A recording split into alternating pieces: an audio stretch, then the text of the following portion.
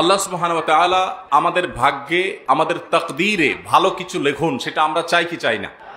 প্রত্যেকটা মানুষ আমরা চাই আল্লাহ রাব্বুল আলামিন আমাদের নসিবে ভালো কিছু দান করুক, আমাদের জীবনে রুটি রুজিতে, আমাদের উপার্জনে, আয় ইনকামে যেন বরকত হয়, আমাদের জীবনে যেন বারাকা লাভ হয়, তাকদীরে ভালো কিছু যেন লেখা হয়, নসিবে ভালো কিছু যেন আল্লাহ রাব্বুল আলামিন রাখেন, বরাদ্দে যেন ভালো কিছু রাখেন। সেজন্য আমরা কি করতে পারি, আজ আমরা সে বিষয়ে সংক্ষেপে কোরআন এবং হাদিসের আলোকে কয়েকটি পয়েন্ট তুলে ধরার চেষ্টা করব। ওয়া তৌফিক ইল্লা বিল্লাহ। সময়ত ভাইরা আমার, আল্লাহ সুবহানাহু ওয়া তাআলা মানুষের ভাগ্য লিপিবদ্ধ করেন কয়েক ধাপে। এর ভিতরে একটা ধাপ হলো মানুষের সৃষ্টির আগেই আল্লাহ রাব্বুল আলামিন তার পুঙ্খানুপুঙ্খ সবকিছু লিপিবদ্ধ করেছেন।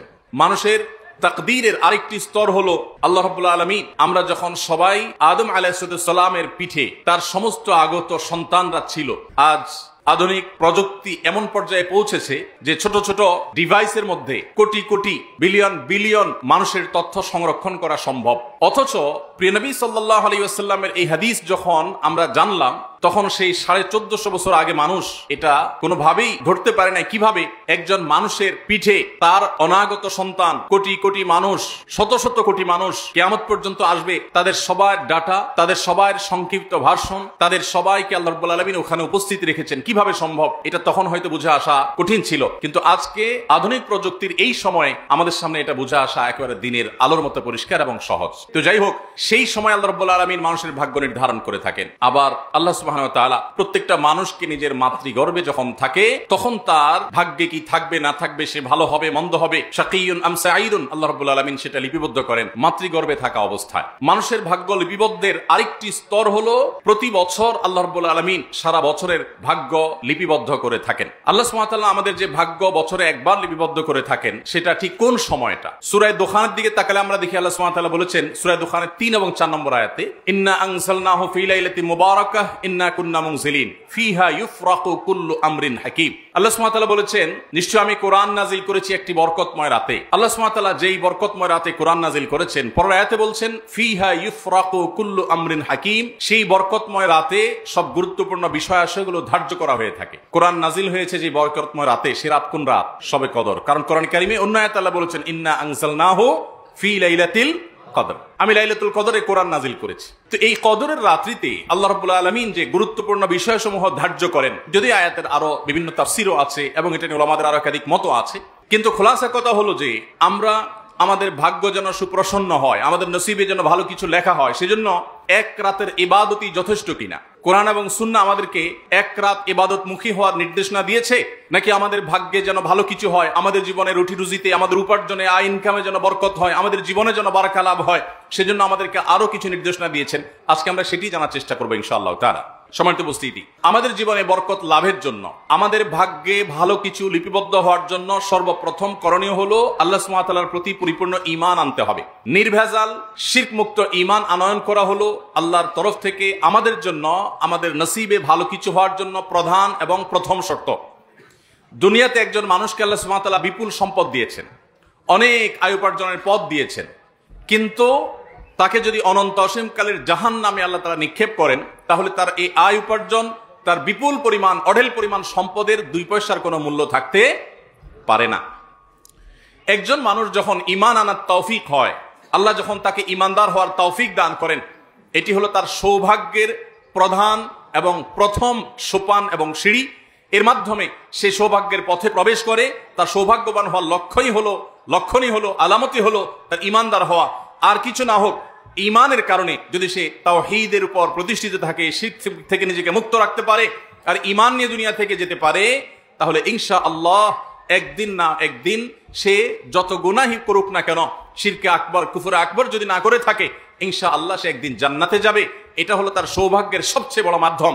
এই জন্য সৌভাগ্যশীল মানুষ হওয়ার জন্য সর্বপ্রথম শর্ত হলো ঈমান আনয়ন করা আল্লাহর প্রতি, আখিরাতের প্রতি, নবী রাসূলগণের প্রতি, আসমানি কিতাব সমূহের প্রতি। যে ঈমান হবে নির্ভেজাল, যে ঈমান হবে নিঃসংকোচে।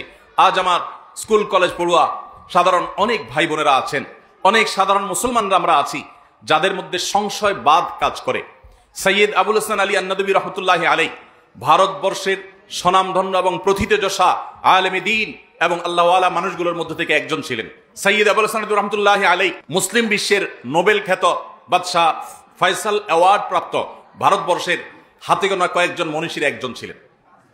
তিনি সৌভাগ্যশীল মানুষের সবচেয়ে বড় আলামত যে ঈমান, সবচেয়ে গুরুত্বপূর্ণ বিষয় যে তার আল্লাহর প্রতি ঈমান আনয়ন করা, এবং এর মাধ্যমে যে সে সৌভাগ্যের চাবিকাঠি আল্লাহর পক্ষ থেকে প্রাপ্ত হবে, এর মাধ্যমে যে সে আল্লাহর পক্ষ থেকে সৌভাগ্যের অধিকারী হবে, এবং ঈমান আনার কারণে যে তার আল্লাহর কাছে শুকরিয়া আদায় করা দরকার, এটা তার বিভিন্ন বক্তব্যতে, বিভিন্ন লেখনীতে তিনি বিস্তারিতভাবে তুলে ধরার চেষ্টা করেছেন। সম্মানিত ভাইরা আমার, এই সৌভাগ্যবান মানুষের প্রথম শর্ত হলো আমাদের ঈমানটাকে খাঁটি করতে হবে, নির্ভেজাল করতে হবে, এটা নিয়ে দুনিয়া থেকে যাওয়ার চেষ্টা করতে হবে। আল্লাহ আমাদেরকে তৌফিক দান করুন।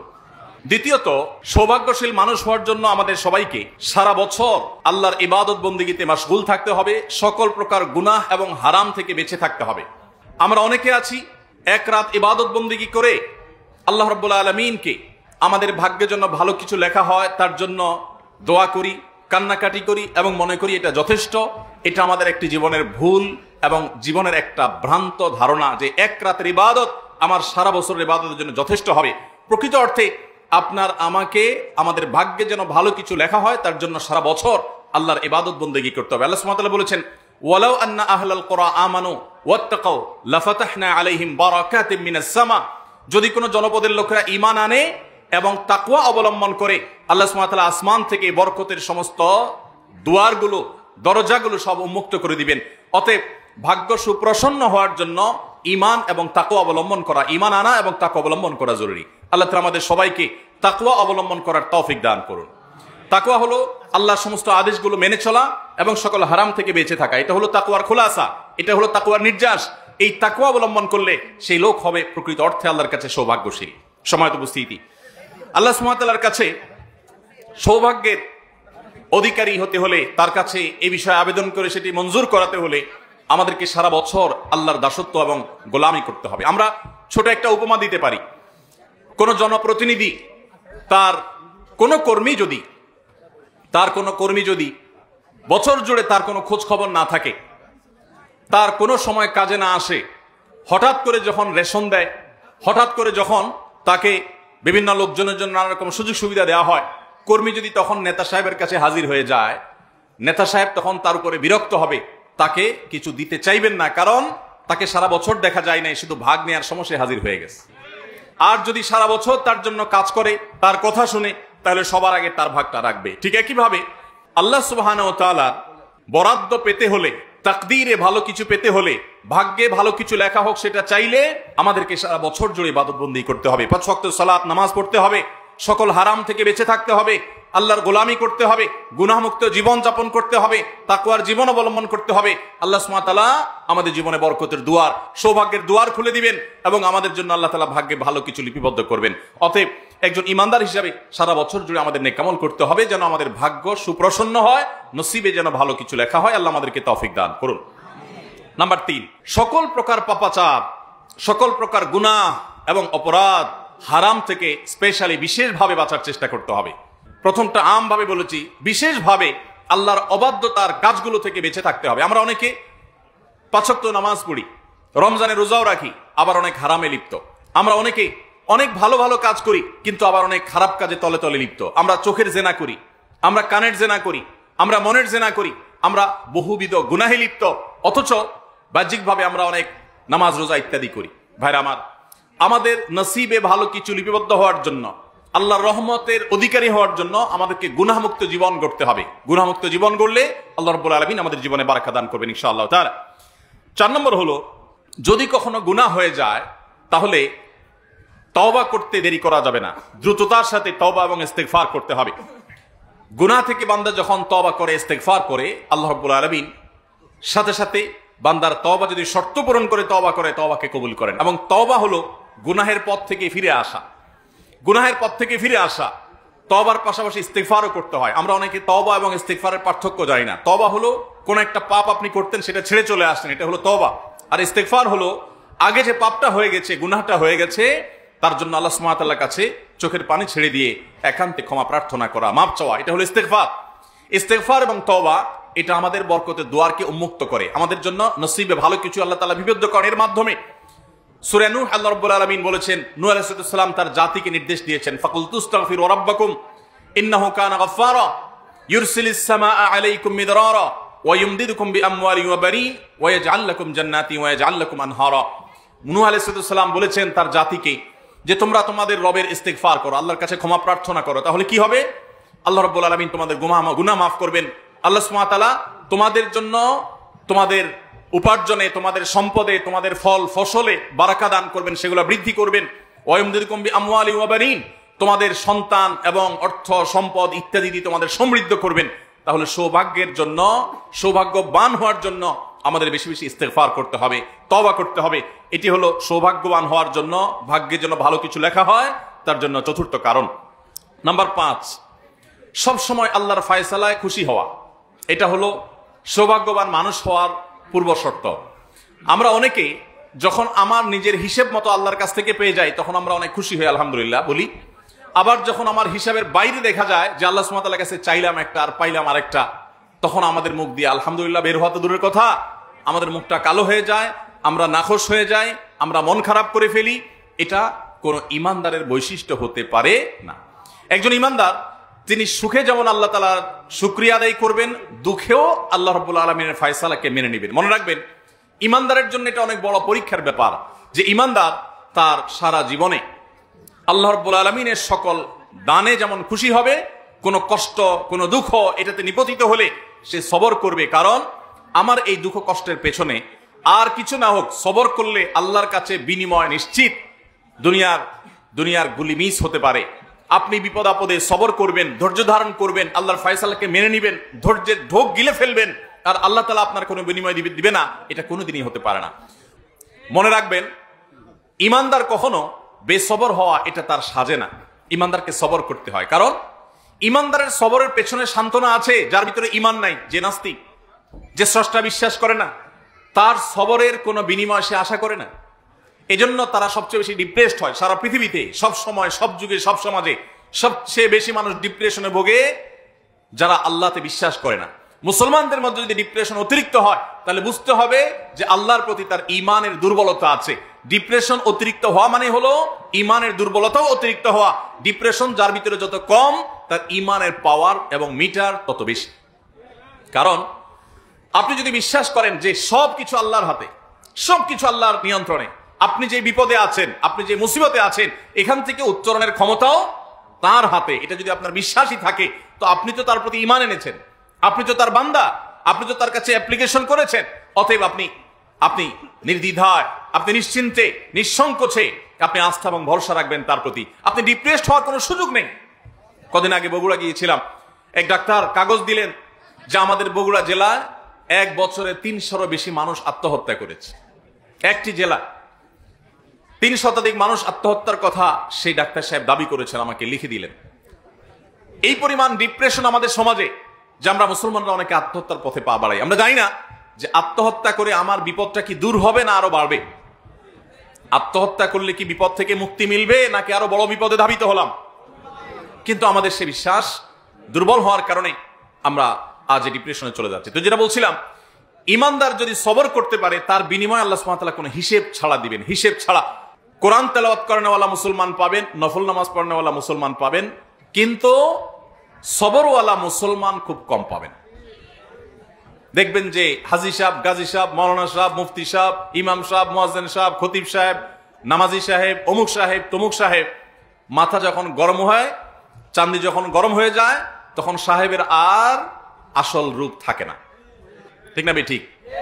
এই জন্য নবী করিম সাল্লাল্লাহু আলাইহি সাল্লাম বলেছেন, তোমাদের ভিতরে যে তার স্ত্রীর কাছে ভালো, তার স্ত্রী তো জানে যে এই লোকের রাগ উঠলে মাথা ঠান্ডা থাকে না গরম হয়, এবং রাগ উঠলে মাথা যদি গরম হয় তখন সে কি করে না করে, তার মুখ দিয়ে কি বাহির হয় না হয়, সে কি আছাড় পিছাড় ভাঙচুর করে নাকি ধৈর্য ধারণ করে, এটা স্ত্রী সবচেয়ে ভালো জানে।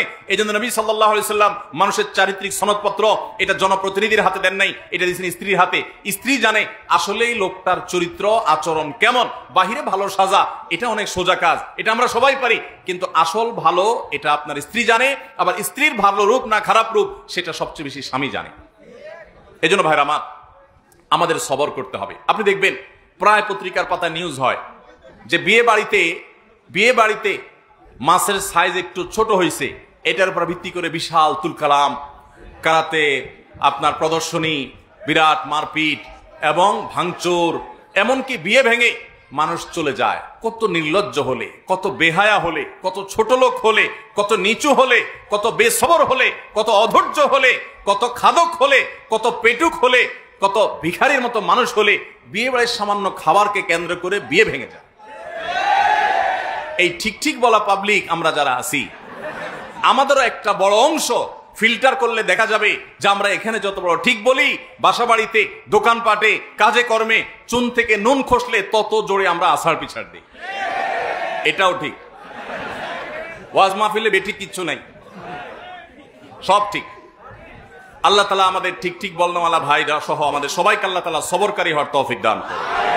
ভাইরা আমার, মনে রাখবেন, ধৈর্য ধারণ এমন একটা গুণ, এর বিনিময়ে আল্লাহ রাব্বুল আলামিন হিসেব ছাড়া দিবেন। ভাইরা আমার, হতে পারে আপনার পরিবারের সাথে, হতে পারে রাস্তায় কোনো পরিচিত অপরিচিত মানুষের সাথে, হতে পারে কোনো কাস্টমারের সাথে, হতে পারে অন্য কোনো মানুষের সাথে আপনার রাগ হওয়ার মতো পরিবেশ তৈরি হবে, মাথা গরম হওয়ার মতো যথেষ্ট কারণ থাকবে, উল্টাপাল্টা অনেক হবে আপনার সামনে, উল্টাপাল্টা হবে দেখেই তো সবর করতে হবে। সব যদি ঠিকঠাক মতো হয় তাহলে তো সবরের প্রশ্নই নেই। সবরই যদি না করেন আপনি জান্নাত পাবেন কোত্থেকে? মনে রাখবেন, আল্লাহ সুবহানাহু ওয়া তাআলা যে জান্নাত দিবেন, এক কথায় যদি আমি বলি জান্নাত কিসের বিনিময়ে দিবেন, তো এক শব্দে বললে আমি বলতে পারি একটা শব্দের বিনিময়ে আল্লাহ সব জান্নাত দিবেন, সেটার নাম হলো সবর। কারণ আমরা যে ইবাদত করি এটাও এক প্রকারের সবর। ইবাদতের মধ্যে নিজেকে বন্দী করে রাখা, আটকে রাখা, মনে চায় না তবুও করতে থাকা, এটা এক প্রকারের সবর। পাপাচার থেকে, গুনাহ থেকে বাঁচার জন্য যে আমি সংগ্রাম করি, এটা আরেক প্রকারের সবর। মাথার সামনে উল্টাপাল্টা হয়, মাথা গরম হওয়ার মতো যথেষ্ট কারণ থাকে, বহু উল্টাপাল্টা হয়, বিপদ আপদ হয়, মানুষ অনেক ঝামেলা তৈরি করে, মাথাটা গরম হয়ে যায়। গরম হলে মাথাকে ঠান্ডা রেখে সমাধান করা, প্রয়োজনে তাকে বিচারের মুখোমুখি করা, প্রয়োজনে তার উপযুক্ত শাস্তি নিশ্চিত করা। কিন্তু তাই বলে ইমানদার কখনো মুখ খারাপ করতে পারে না, ইমানদার কখনো তার রিয়্যাক্টটাকে ফাসিকের মতো করতে পারে না, গালিগালাজ করতে পারে না, অহেতুক ভাঙচুর করতে পারে না, তার জিদকে যেখানে সেখানে মেটাতে পারে না, বরং তাকে সবর করতে হয় এবং সবরের সাথে প্রত্যেকটা পরিস্থিতিকে মোকাবেলা করতে হয়। সবর করার মানে এই না যে একজন আপনার ক্ষতি করে যাবে আর আপনি শুধু মেনেই যাবেন। আপনার যে ক্ষতি করেছে আপনি তাকে যদি উপযুক্ত শাস্তি দিতে পারেন, বিচারের মুখোমুখি করতে পারেন, করেন, কিন্তু আপনি বেসবর হয়ে নিজের মুখ নষ্ট করবেন না। আমরা সবাই সবর করি। সবরের আমাদের ধরনটা কিরকম? মসজিদ থেকে বের হয়েছেন, বের হয়ে দেখলেন জুতা নাই, চোরে নিয়ে গেছে। তখন চোরের 14 গোষ্ঠী, মা বাপ দাদা দাদি নানা নানি 14 গোষ্ঠীর নাম ধরে একেবারে তালিকা ধরে গালিগালাজ করে শেষ করে এরপরে যখন হুঁশ ফিরে আসছে যে চোর তো জুতা নিয়ে এতক্ষণে বেচাও শেষ, তাহলে গালিগালাজ গুলো করে কি লাভ হলো? এবার আমরা বেশিরভাগ মানুষ বলি, যাক যেহেতু নিয়েই গেছে বেচারা, কি আর করা, সবর করলাম। তো গালিগালাজ করে, ভাঙচুর করে, আছাড় পিছাড় করে এরপর মাথা একটু ঠান্ডা হওয়ার পরে যখন বলেন, বউকে বলেন, স্ত্রীকে যখন বলেন, যাক যা হয়েছে হয়েছে, বাদ দাও, আমি ভুলে গেলাম। এতক্ষণ গালিগালাজ করে এখন বলতেছেন আমি ভুলে গেলাম, এর নাম সবর না। নবী করিম সাল্লাল্লাহু আলাইহি ওয়াসাল্লাম বলেছেন, ইন্নামাস সবরু ইনদা সাদমাতিল উলা।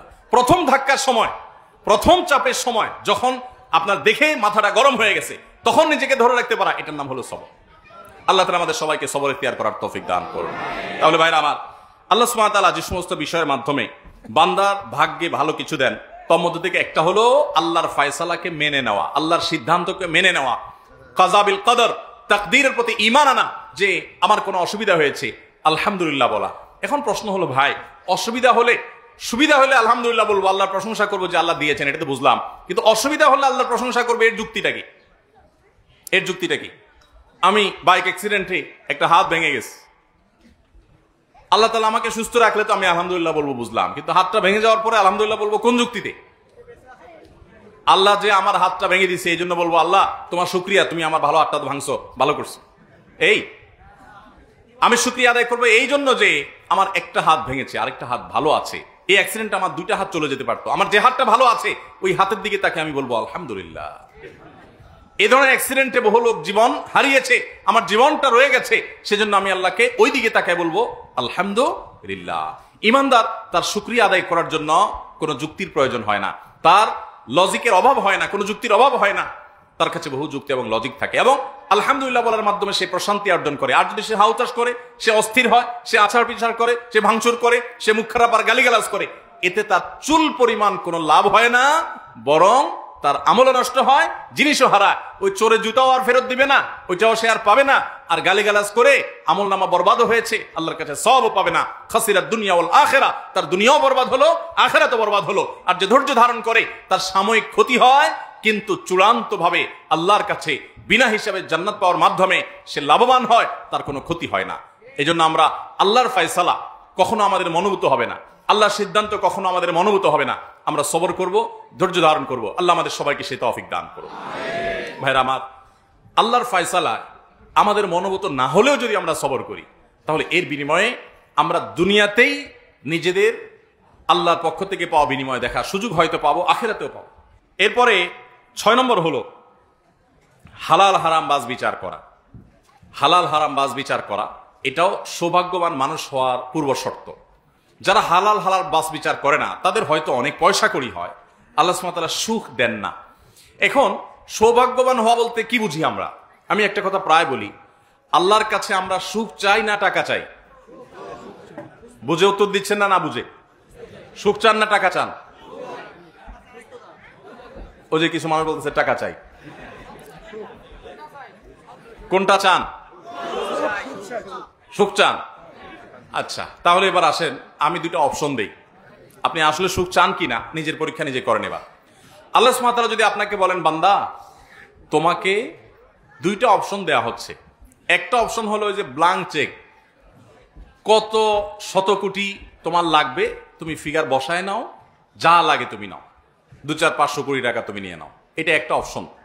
তবে এই টাকা পাওয়ার পর সুখ পাবা কিনা সেটা নিশ্চয়তা তোমার নাই। হতে পারে এই টাকার পর তোমার দুঃখ হতে পারে, ক্যান্সার ধরা দিতে পড়তে পারে, অন্য কোনো সমস্যা হতে পারে, 2 দিনের মাথা মারা যেতে পারো, যে কোনো কিছু হতে পারে। টাকা তোমাকে দেওয়া হলো ব্ল্যাঙ্ক চেকে, কত লাগে, কিন্তু সুখের নিশ্চয়তা নাই, হতেও পারে নাও হতে পারে। এটা একটা অপশন। অপশন নম্বর 2, তোমাকে কোন রকম একটা কুলের ঘরে থাকার ব্যবস্থা করা হবে, যেখানে একটু জোরে বাতাস আসলে পানি পড়বে, বাতাস ঢুকবে, খুব ভালো দালান কোঠা তো পরের কথা, টিনের ঘর হবে না, কোন রকম একটা কুলের ঘর হবে। আর তোমার উপার্জনের জন্য একটা রিক্সা, ভ্যান বা একটা চায়ের দোকান, টঙের দোকান, এরকম কিছু একটা ব্যবস্থা থাকবে। কোন রকম ডাল ভাত জোগাড় করে বউ বাচ্চা নিয়ে খেয়ে পরে বেঁচে থাকতে পারবা, কিন্তু তোমার সুখ নিশ্চিত, তোমাকে সুখ দেয়া হবে, তুমি প্রশান্তি পাবা, মানসিক শান্তি, শারীরিক শান্তি সব পাবা। এবার বলেন 1 নম্বর অপশন নেবেন না 2 নম্বর অপশন নেবেন? অঙ্ক ধরে ফেলছেন, এই জন্য বলছেন 2 নম্বর। অঙ্ক যদি না ধরতে পারতেন, আর এখন যদি সত্যি সত্যি আল্লাহ সুবহানাহু ওয়া তাআলা দিতেন যে ঠিক আছে টাকার বস্তাও ধুলাম, আদিকে কুড়ে ঘরও ধুলাম, কয়জন টাকার বস্তা থেকে কুড়ে ঘরের দিকে যেতেন আল্লাহ জানে। ভাইরা আমার, আমরা প্রত্যেকে আল্লাহর সাথে এমন কথা বলি, বিশেষ করে যুবকরা অনেকে দোয়া করে আল্লাহর কাছে, আল্লাহ তোমার কাছে বেশি কিছু চাই না, 1,00,000 টাকা দাও, একটা বাইক, একটা ছোটখাটো কোনো বিজনেস, আর একটু বিয়ে শাদী করার একটা ব্যবস্থা। 1,00,000 টাকা দাও আল্লাহ, সুখটা আমি বুঝে নিব, তুমি টাকা 3 লাখ দাও। অনেক যুবক এরকম দোয়া আল্লাহর কাছে করে কি করে না? ভাইরা আমার, ইমানদার আল্লাহর কাছে এভাবে দোয়া করবেন, এটা দোয়ার আদব না। আমাদের প্রিয় নবী সাল্লাল্লাহু আলাইহি সাল্লামের এত দোয়া, হাজার হাজার মাসনুন দোয়া, একটা দোয়াতেও আমি খুঁজে পাই নাই যে নবী সাল্লাল্লাহু আলাইহি সাল্লাম আল্লাহর কাছে দোয়া করেছেন, আল্লাহুম্মা ইন্নী আসআলুকা কাসরাতাল আমওয়াল ওয়াল আরাদি, আল্লাহ তোমার কাছে অনেক পয়সা কড়ি চাই, অনেক জমি জমা চাই, এরকম একটা দোয়াও কোনোদিন শুনছেন? কোরআন হাদিসে কোথাও নাই। তাহলে তো নবী সাল্লাল্লাহু আলাইহি সাল্লাম কিসের দোয়া করেছেন আল্লাহর কাছে? তিনি আল্লাহর কাছে দোয়া করেছেন, রব্বানা আতিনা ফিদ দুনিয়া হাসানাহ ওয়া ফিল আখিরাতি হাসানাহ, আল্লাহ দুনিয়াতে আপনার কাছে কল্যাণ চাই, ভালো চাই। এখন ভালো কি আপনি টাকা দিয়ে দিবেন না বিনা টাকায় দিবেন, কোটিপতি বানায় দিবেন না গরিব রেখে দিবেন, সেটা আপনি জানেন, আমার ভালো দরকার। আল্লাহুম্মা ইন্নী আসআলুকাল আফিয়া, আল্লাহ আপনার কাছে সুখ চাই, শান্তি চাই, সুস্থতা চাই, সমৃদ্ধি চাই, সেটা আপনি কি টাকা দিয়ে দিবেন না বিনা টাকা দিবেন, লাখ টাকা দিবেন না কোটি টাকা দিবেন, সেটা আপনার ব্যাপার। এটা হলো দোয়ার আদব।